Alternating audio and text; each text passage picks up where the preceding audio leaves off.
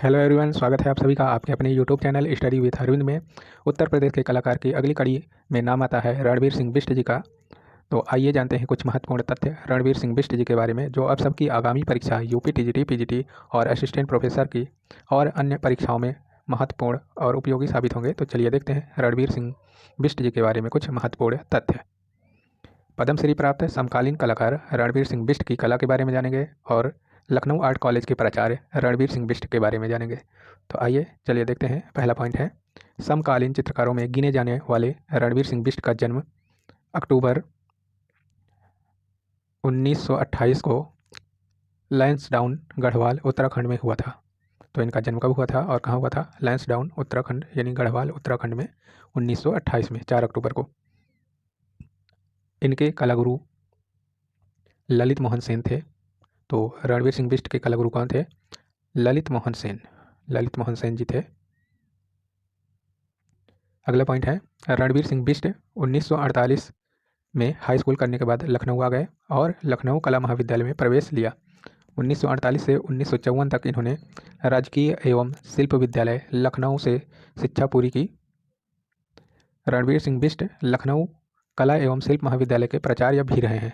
तो Lucknow art college के प्राचार्य भी रहे हैं कौन? रणवीर सिंह बिष्ट।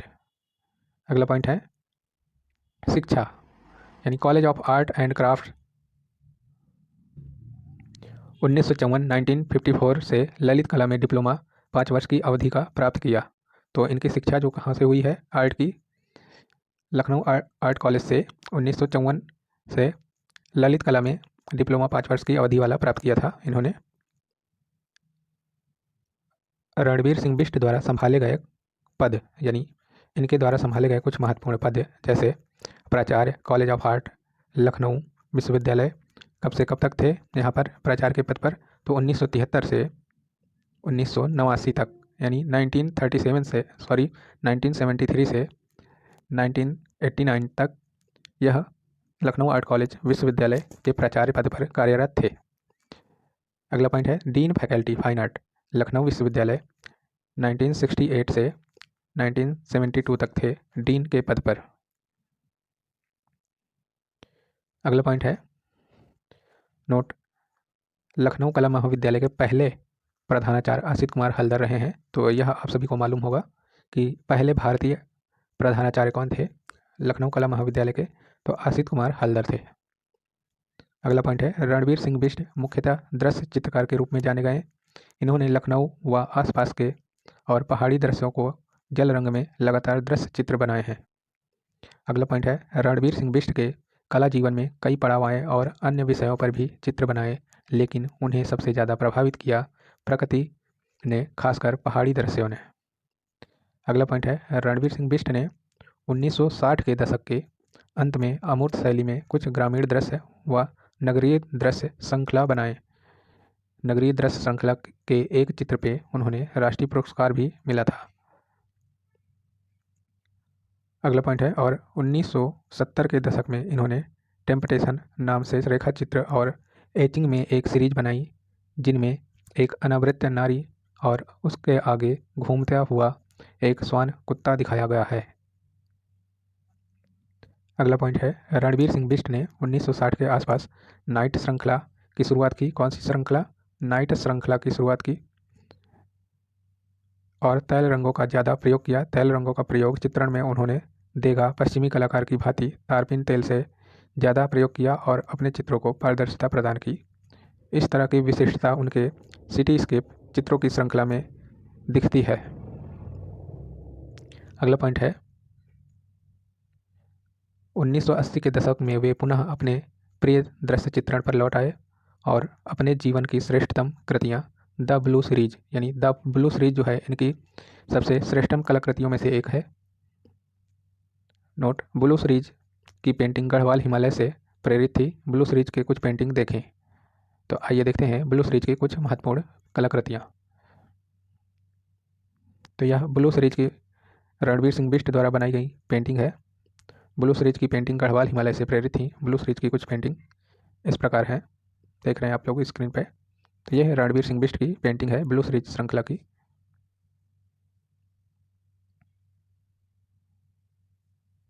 तो ये कुछ अन्य पेंटिंग है रणवीर सिंह बिष्ट के द्वारा बनाई गई। रणवीर सिंह बिष्ट द्वारा साभार कला त्रैमासिक पत्रिका ललित कला अकादमी उत्तर प्रदेश द्वारा उसके कवर पेज पे छपा था। और यह दृश्य चित्र है जल रंग, इसे 1958 में इन्होंने बनाया था। अगला चित्र है मंदिर के सामने 1956 में तैल रंगों से बनाया था। इसका साइज है 19x122। अगला पॉइंट है रणवीर सिंह बिष्ट ने 1967 से 68 में यानी 1967 से 68 में अमेरिका और फ्रांस की यात्राएं भी की। इनको पद्मश्री और ललित कला अकादमी की तरफ से पुरस्कारकृत भी किया गया। रणवीर सिंह बिष्ट को प्राप्त पुरस्कार, तो रणवीर सिंह बिष्ट को भारत सरकार द्वारा पद्मश्री पुरस्कार से 1991 में सम्मानित किया गया था। कला रत्न आईफैक्स के द्वारा नई दिल्ली, जिसको 1991 में प्रदान किया गया रणवीर सिंह बिष्ट को। राष्ट्रीय ललित कला अकादमी के फेलोशिप रणवीर सिंह बिष्ट को कब प्रदान किए गए, तो 1988 में। अगला पॉइंट है उत्तर प्रदेश राज्य ललित कला अकादमी के फेलोशिप रणवीर सिंह बिष्ट को कब प्रदान किया गया, तो 1984 में। दृश्य कला के लिए यूनेस्को फेलोशिप इनको कब प्रदान किया गया रणवीर सिंह बिष्ट को, 1967 से 1968 के मध्य में। राष्ट्रीय प्रदर्शनी पुरस्कार 1965 में इन्हें प्रदान किया गया। इन्होंने सोलो प्रदर्शनियां भी आयोजित की। आयोजित सोलो प्रदर्शनियां कब और कितनी की हैं, तो 15 सोलो प्रदर्शनियां नई दिल्ली में आयोजित की, लखनऊ में 8 नई सोलो प्रदर्शनियां आयोजित की, बम्बई में 4, मसूरी में 2, शिमला में 1 और झांसी में 1, कानपुर में 1, लखनऊ में 1, चंडीगढ़ में 1, पौड़ी में 1, न्यूयॉर्क में 1, यह सभी सोलो प्रदर्शनियां आयोजित की थी रणवीर सिंह बिष्ट द्वारा किया गया था।